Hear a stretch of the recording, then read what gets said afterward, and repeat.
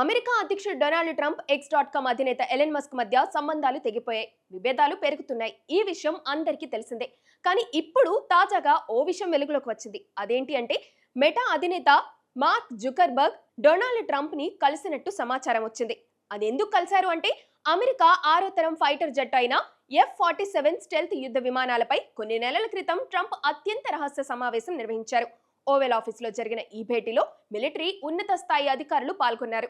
ఈ యుద్ధ విమానాల సామర్థ్యం గురించి మిలిటరీ అధికారులు అధ్యక్షుడికి వివరిస్తుండగా ఉన్నట్టుండి మేటా అధినేత జుకర్బర్గ్ ఈ సమావేశం గది లోపలికి వచ్చేశారట. ఆయన చూసి సైనికాధికారులు షాక్ అయిపోయారు. అయితే దీనికి సంబంధించి ఓ సీనియర్ అధికారి ఒకరు స్పందించారు. జుకర్బర్గ్ ను బయటకు పంపించేసినట్లు వస్తున్న వార్తలు అవాస్తవమని అన్నారు. ట్రంప్ అభ్యర్థన మేరకే జుకర్బర్గ్ లోపలికి వచ్చి అధ్యక్షుడికి హాయ్ చెప్పి ఆ తర్వాత వెళ్లిపోయారని, ట్రంప్ తో తన భేటీ ప్రారంభమయ్యే సమయం వరకు ఎదురు చూశారని చెప్పారు.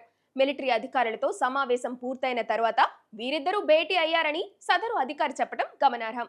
2021లో క్యాపిటల్ భవనంపై దాడి తర్వాత ట్రంప్ ఫేస్బుక్, ఇన్స్టా ఖాతాలపై మెటా నిషేధం విధించిన సంగతి తెలిసిందే.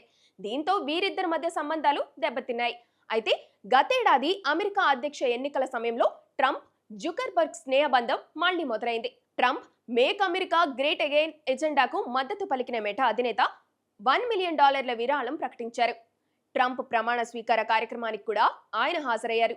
ఇప్పుడు ఎలన్ మస్క్ విభేదాలు పెరగడం, ఇంకొక పార్టీ స్టార్ట్ చేయడం కూడా జరిగింది.